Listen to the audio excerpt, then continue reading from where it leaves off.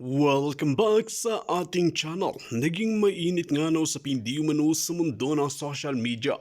Tila binuking na nga ang mga kalukuhan ng mga congressman at mga senador matapos ngang pinagbababanatan talaga ang confidential fund ni Vice President Sara Duterte. Dito nga talagang hindi nga rin pinakawalan ng mga DDS solid supporters ang mga baho ng mga congressman at mga senador dahil bistado na nga kung sino nga ba talaga ang traidor sa lipunan at ang mga traidor pa talaga ay ang walang ginagawa sa ating bansa at talagang pagnanakaw na lamang ng kaban ng pera ang kanilang ginagawa. Dito nga natin mapapatunayan na talagang sa kabutihan nga na ginagawa ni Vice Presidente Sara Duterte sa loob ng DepEd ay talagang pinapasama pa nga ito ng mga tambaluslos at mga pulpolitiko at kasama pa talaga nila ang mainstream media. Kaya naman linabas nga rin di umano ang mga baho ng mga congressman at mga senador na korap pamahalaan. Dito nga natin mapapatunayan mga kaibigan na talagang takot na takot silang magpa-audit sa publiko at ipakita ito sa TV dahil nga alam nila ang kanilang mga karumal-dumal na ginagawa. Ngayon nga ay talagang pinupustro nga ni Vice President Sara Duterte at ni former President Rodrigo Duterte na ipa-audit ang mga congressman at mga senador at mga tambaluslos para makita natin talaga at mapapatunayan kung sino nga ba talaga ang tunay na korap sa ating bansang Pilipinas at kung sino nga ba talaga ang dakilang magnanakaw. Well mga kaibigan, para nga sa karagdagang impormasyon, panoorin nga natin ang buong video. At kung bago ka lamang sa aking channel, huwag kalimutan i-click ang subscribe button at notification bell para lagi kang updated sa ating mga bagong video. At para sa solid viewers natin dyan, maraming salamat sa walang sawang pagsuporta.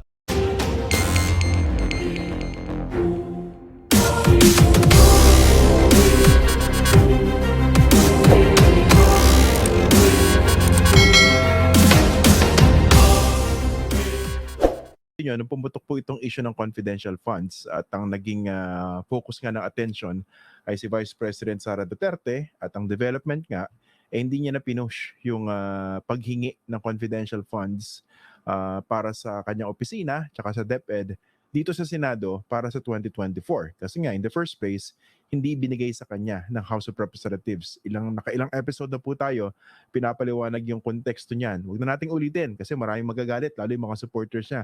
Bakit ba paulit-ulit yung usapan niyo tungkol sa confidential funds? Pag-usapan niyo naman yung iba, yung tinatawag na confidential, at yung extraordinary at saka miscellaneous expenses ng mga nasa Kongreso.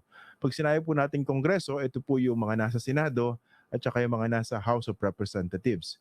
So, sige, yan ang pag-usapan natin ngayon. Pero syempre, ilagay po natin sa tamang perspective ito. No?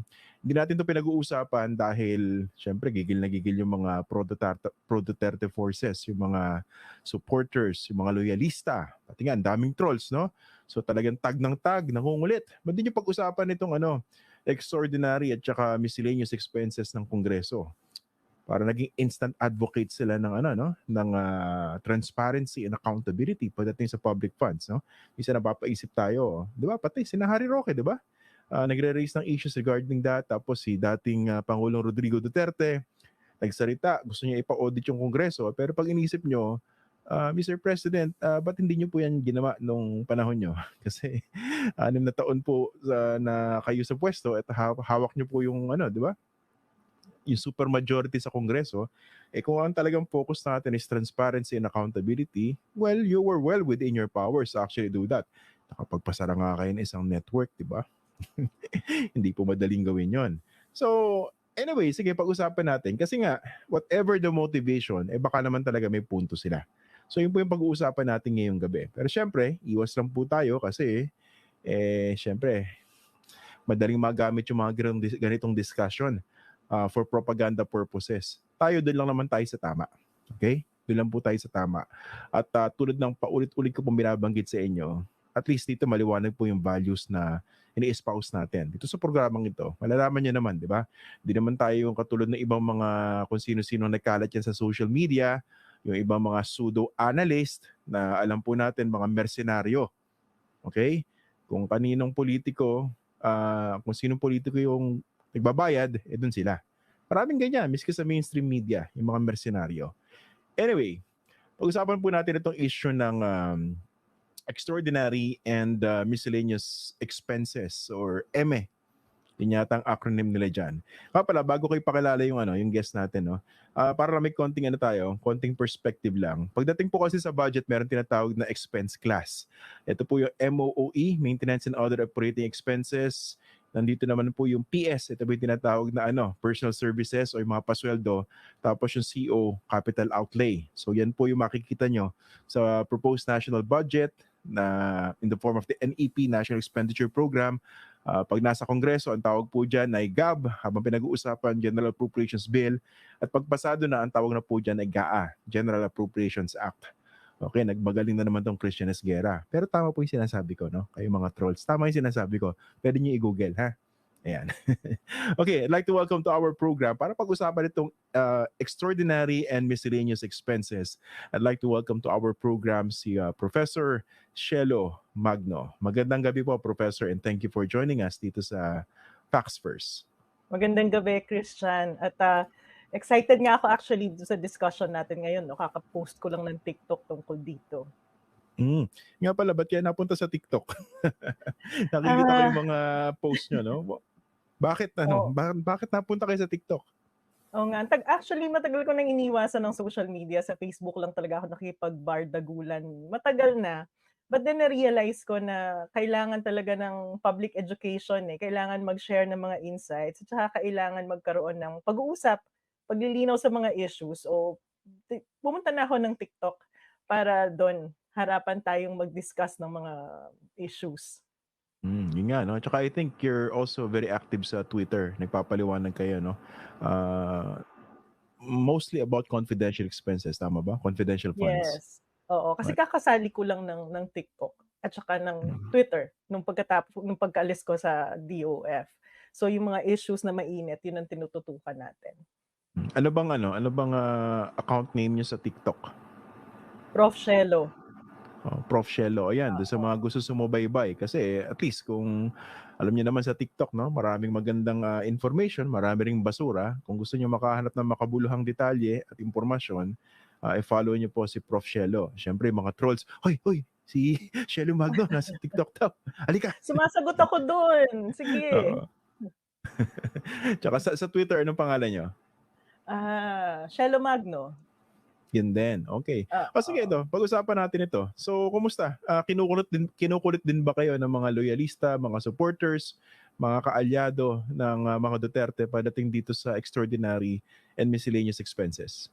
Oo, actually sa lahat ng platform, every time magdi-discuss ako ng confidential fund, yan ang tinatanong sa akin lagi. Discuss nyo din tong miscellaneous and extraordinary expense at saka yung MOOE. Ang pinagtataka ko naman, sabi ko nga, for the past days din, wala akong ginawa kundi mag-discuss kung saan kukuhanan yung data, kung paano mag-research. Kasi napakadaming informasyon, di ba, sa confidential fund lang, ilang agencies yan, ilang LGUs yan. Alam naman ako lahat ng gagawa. Ano ko, researcher ng bayan.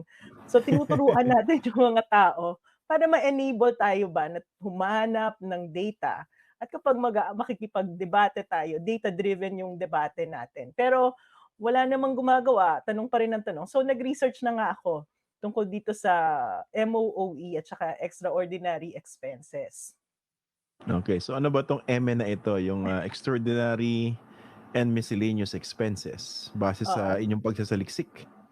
Oo, so tama ka, no? Under the MOOE, doon pumapasok yung tatlong items na to. Merong confidential expense, intelligence expense, and the extraordinary and miscellaneous expenses. Doon sa confidential expenses at saka intelligence expenses, yaan yung mga pinagkakagastusan na hindi kailangan ng resibo. Yan yung certification audit lang. Pero Pakiulit. Sorry, pakiulit. Ano yung wala certification audit? Oo, so wala yung resibo, no? Kapagka nanghingi ka ng pera na yan, ilalagay mo lang kung ano yung mga programang pinaplano mong gastusan. Every quarter, sasubmit mo sa COA in an envelope.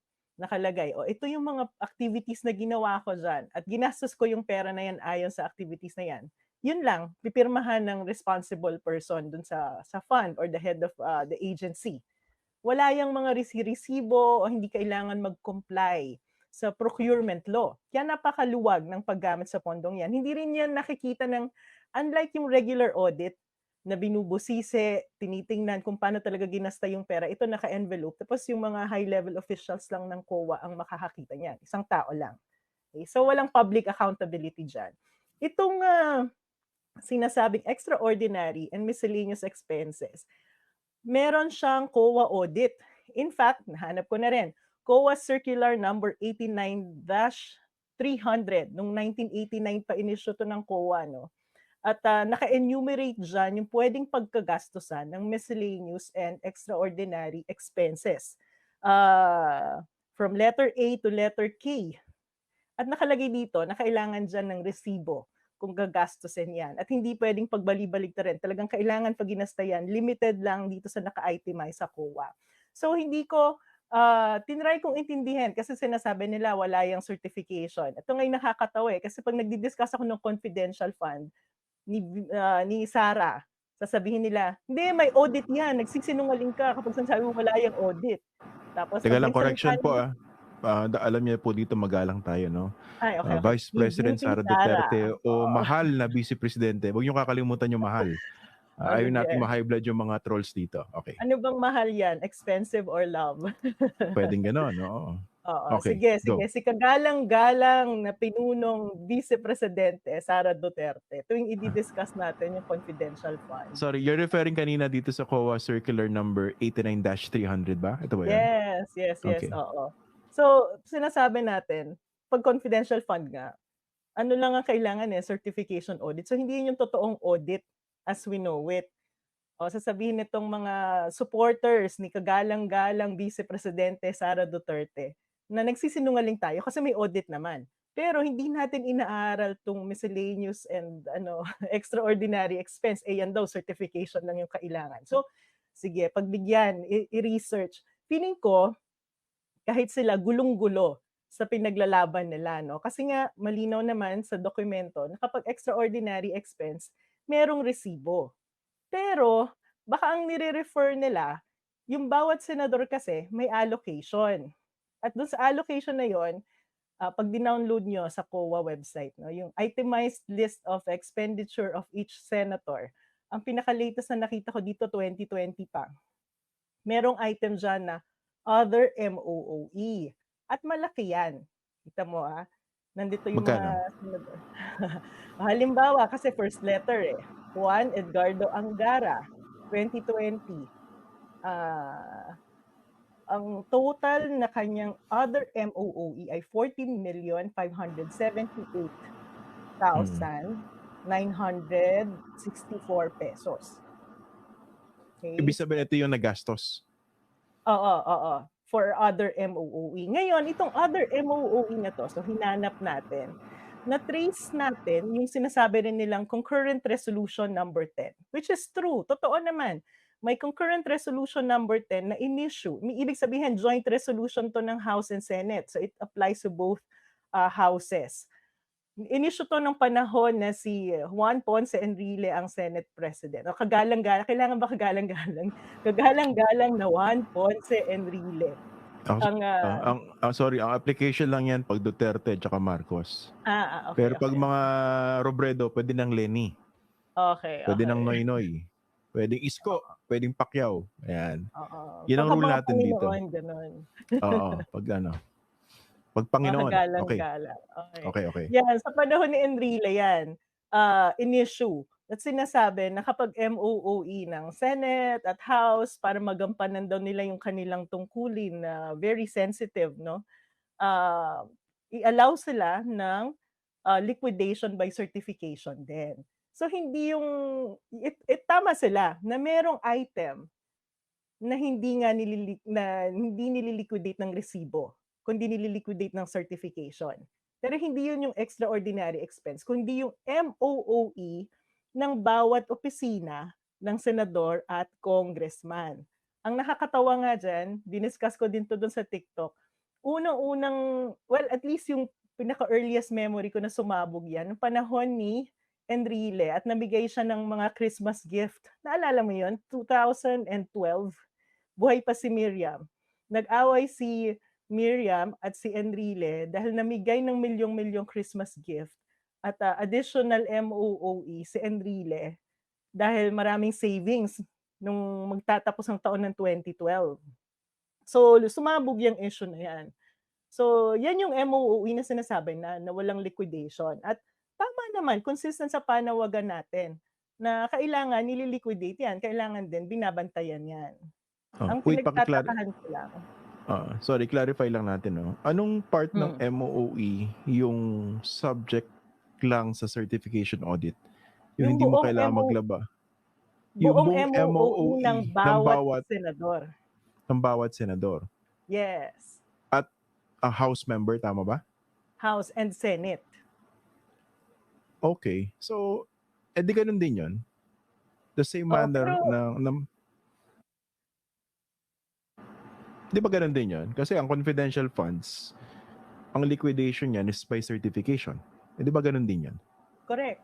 Yun ang sinasabi ko din. Kaya nga sabi ko, meron pala tayong pinag-aagrihan nitong mga DDS supporters hardcore, no, na parehas tayong nananawagan ng transparency and accountability. So ngayon baka maiintindihan na nila kung ano yung pinaglalaban natin sa confidential fund.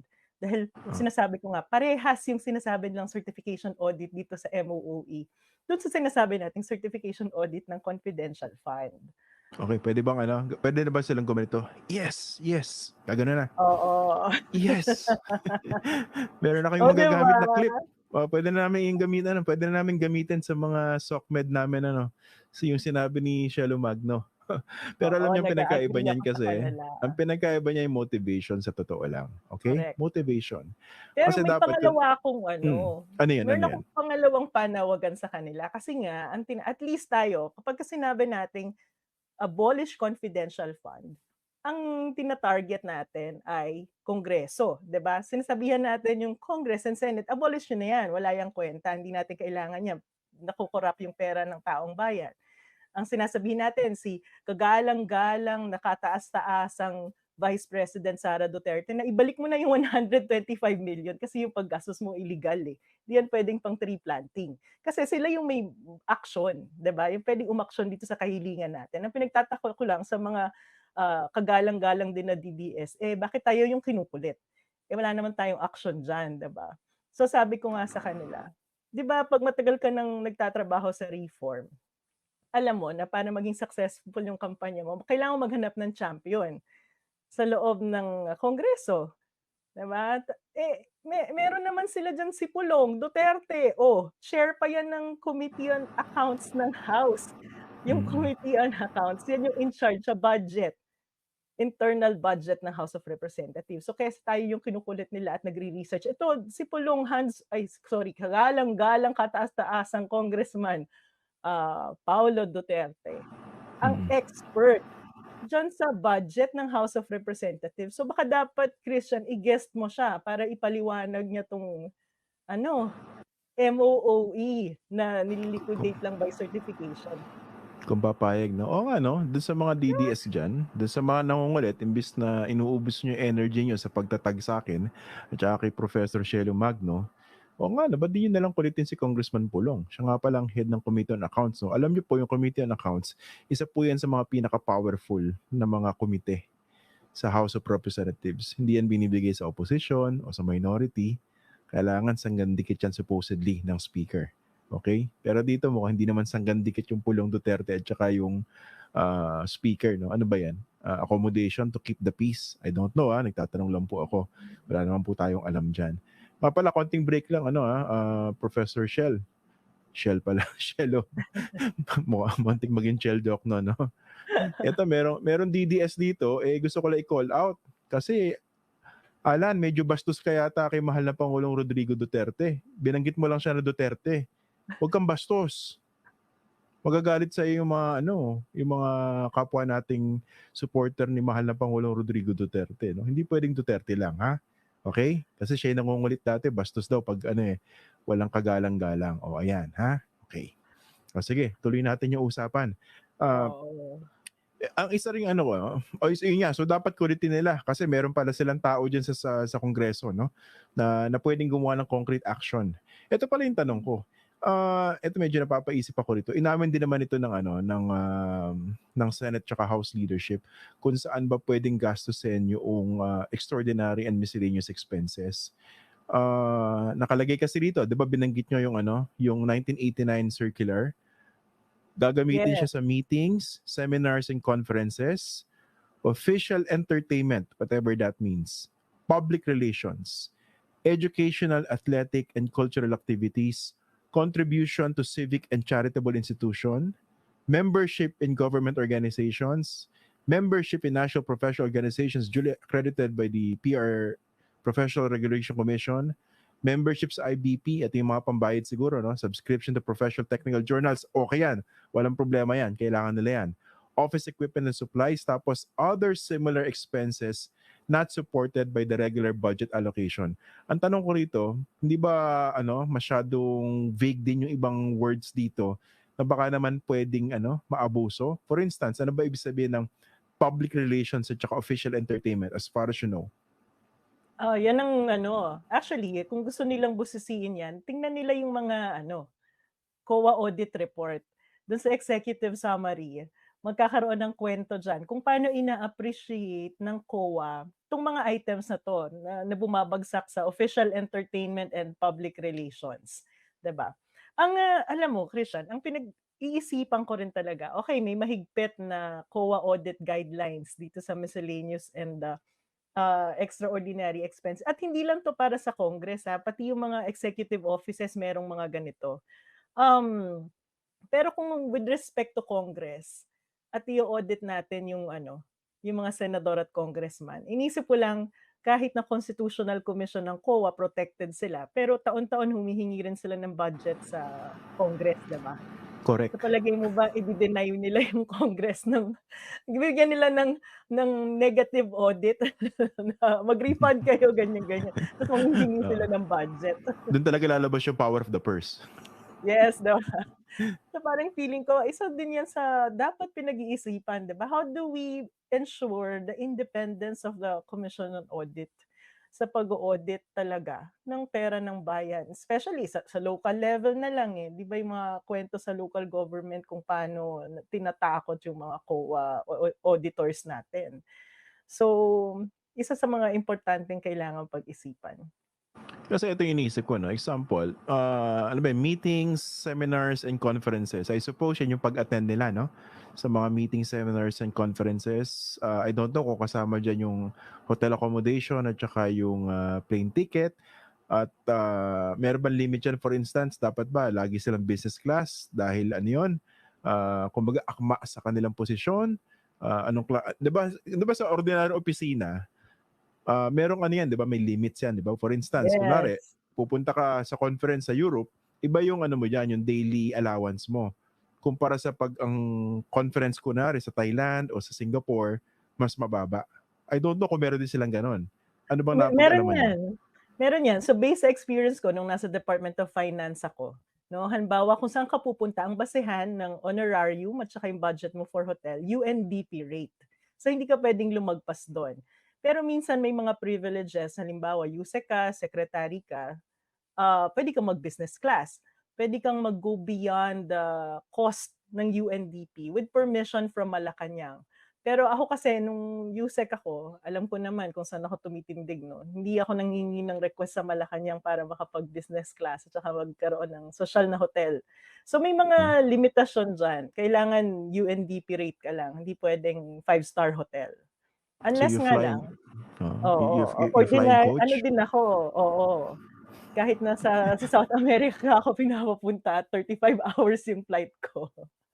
Dun tayo sa economy.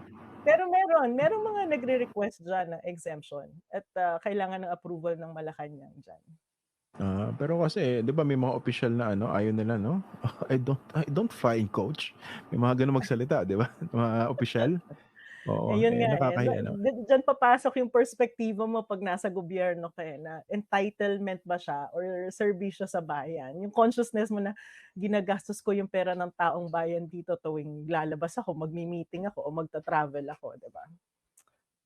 Okey. Eto, actually, ako ano, hot ako dito sa issue na ito rin 'no. Hindi dahil kinukulit tayo ng mga ano, ng mga DDS at yung mga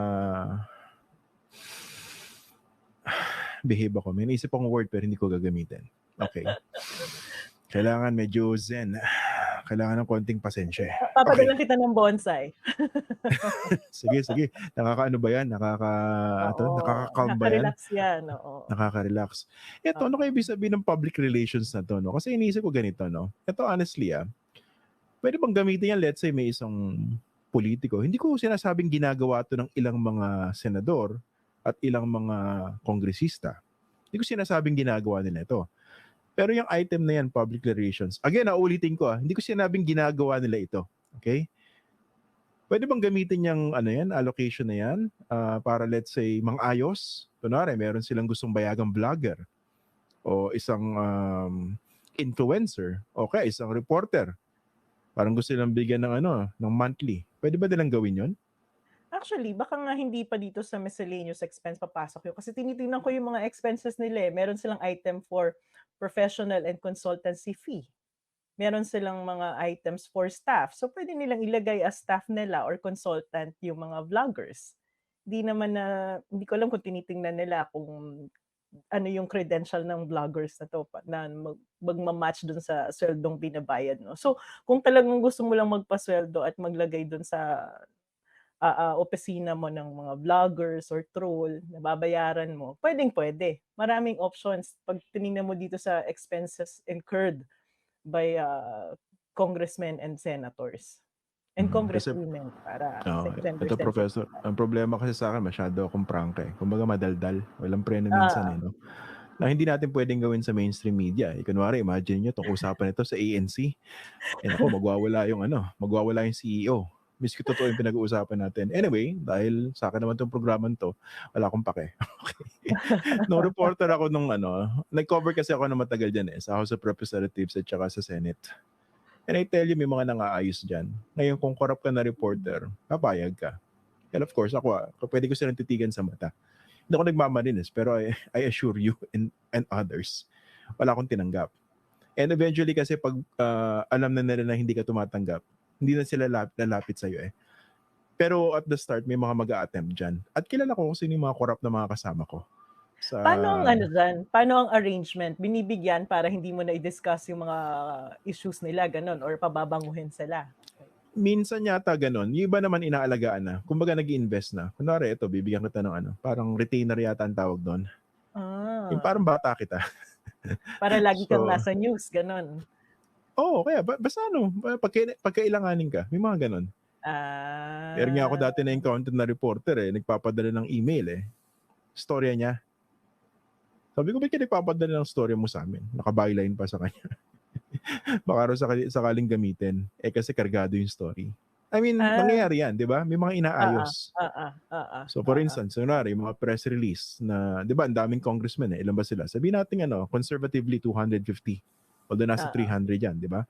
So assuming na 20 lang diyan yung naglabas ng press release, eh, ilan ba rin yung lalabas sa mainstream media? So iba diyan nagbabayad, 'di ba? Again, kinukuwento ko po ito hindi para sirain yung ano, yung industriya. Sinasabi ko nangyayari yan, pero di hamak na mas marami pa rin pong matitino kumpara dun sa mm. mga mersenaryo. At, buti pa nga sa media may ganitong discussion, eh, yung bang mga pinapanood yung mga vloggers at saka mga pseudo-analyst na yan, sangkatutak siguro yung tinatanggap na pera niyan, 'di ba? Mga walang kaluluwa yan. Anyway, ang point ko, saan kaya kumukuha ng pera yung mga yan? Kasi may mga ganyan before, naranasan ko yan. Minsan nung bagong-bago ako reporter sa house, pag-upo ko pa lang dun nasa Inquirer pa ako nun, biglang bumaba yung ano, yung staff ng isang, hindi ko na papangalanan kasi umasenso na siya sa posisyon, eh.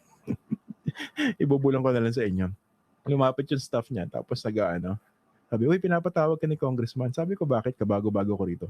Bago reporter ako ng Inquirer doon sa house. Pero by that time siguro mga more than ano na ako, siguro more than 6 years na ako nagko-cover. Alam ko na pag gano'n, 'di ba, pinatawag ka, may gusto kong kunin sa'yo kasi hindi ko naman siya kailangan, wala naman akong interview, 'di ba? Alam ko na. So sabi, "Hindi, hindi, hindi." Sabi, pakisabi na lang may ginagawa ako. Bumalik, after a few minutes, may envelope na makapal. Wow! Pinabibigay ng congressman. Sabi ko, "Pakibalik." Sabi ko tapos ano yung 'pag gano'n kumuha ako ng ebidensya, tapos tinetext ko yung congressman, 'di ba? Sinasabi ko, "Ayan, sinoli ko, lumapit yung tao niyo." I mean, yung gano'ng Oo pera, nga. 'di ba, saan ba Kasi nila kukunin mamaya yun? sabihin tinanggap mo, 'di ba? So mas maganda na naibidensyang hindi mo tinanggap. Yun nga. Pero ano 'yan, Oh, puwedeng kuhanin dun sa MOOE. Kasi yung MOOE certification lang, tinitingnan ko 'to ngayon ang laki-laki ng MOOE nila mga 18,000,000, 21,000,000, oo tama 21,000,000, 27,000,000 a year ha. Oh, ang yun nga total iniisip ko. So MOOE puwedeng sa yung Senate is mga gano'n puwedeng kunin yan. Kunwari yeah, magpapa-party sila sa mga kaibigan nila, 'di ba? oo, Puwedeng kunin din puwede yun. 'yun. Oo, kasi walang resibo, se-certify mo lang na nagastos mo dahil sa paggawa mo ng mga aktibidades related sa pagiging congressman or senador. Yun na, tapos Oo nga. na. Oo. Yun nga ang sinasabi ko diyan, Kasi nung nandiyan pa ako, nakikita ko ang daming perang umiikot. So, Mm. kung i-pool kaya yung perang umiikot para pampapogi ng ilang mga politiko, pang-ayos sa mga to get a good press, kung i-pool na lang yun tapos siguro gamitin sa feeding program para maibsan yung child malnutrition, 'di ba, kahit Oo, papaano. kasi tingnan mo ito 500,000,000 MOOE for 2020, 2,500,000 ng isang classroom, building tama ba? Classroom 2,500,000, o ilang classroom na 'tong nagawa mo? Oo nga. Pagka ginastos mo dito sa 500,000,000, 'di ba? Nga pala, kamusta yung patience 200 level niyo, Professor, ngayong gabi? Okey lang ba kayo? oo, Sige, nagti-trim pa lang ako ng bonsai kaya sige. Eto may nag-comment, "Kuwentong barbero ito." Sa mangbahay nag-a-agree mo, na nga tayo sa kanila, 'di padalang ba? kita ng bulak para dito yung baka dinudugo yung ilong, hindi maintindihan yung usapan, Ah, 'no? Wala akong hindi, sinabing hindi totoo, yung mga kinuwento ko kanina nangyari lahat yun. oo. Alam I mo ang ano ko nga, sinasabi ko dun sa TikTok ko kanina, nung time kasi na sumabog itong MOOE na pinamigay ni Enrile bilang Christmas gift, ang nagreklamo nun at saka nakipag-away sa kanya dun, si Miriam Santiago. So at least within the ranks may nagsasalita. Ngayon ito yung challenge ko sa kanila, 'tong sa mga tanong ng tanong sa'tin, 'di ba? Kung seryoso kayo diyan sa adbokasiya niyo, na ina-align sa adbokasiya natin ng transparency, accountability, 'di ba?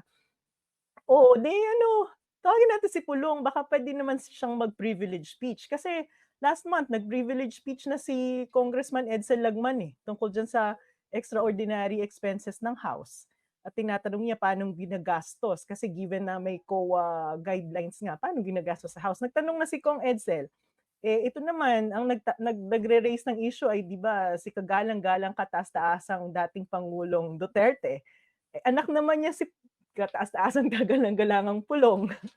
Dapat champion niya na 'to 'no, para naman sulit yung binabayad sa kanya ng taong Dito nga natin makikita mga kaibigan ang tunay nga ng pagmamahal ng taong bayan kay Vice President Sara Duterte at Tatay Digong dahil hindi nga sila pinapabayaan na kahit talagang may kamalian naman talaga ay dapat nga itong itama. Kung may kamalian si Tatay Digong at Vice Presidente Sara Duterte ay dapat rin itama.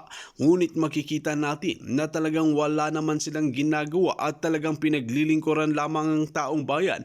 Ang nakakalungkot dito, ang mga naghahari-harian ng mas mataas na posisyon at ang kanilang mga mastermind at protector ay pilit na sinisiraan si Vice Presidente Sara Duterte at Tatay Digong sa ating mga kababayan na marami pa rin nabibilog dahil wala nga silang data, mga internet, kung di lamang sa mainstream media sila nanonood. Kaya naman talagang marami pa rin nabubilog ang mga tambaluslos na magnanakaw na ito. Well mga kaibigan, kung kayo ang tatanungin ano ang inyong mga opinion, just comment below sa ating comment section at ating pag-uusapan.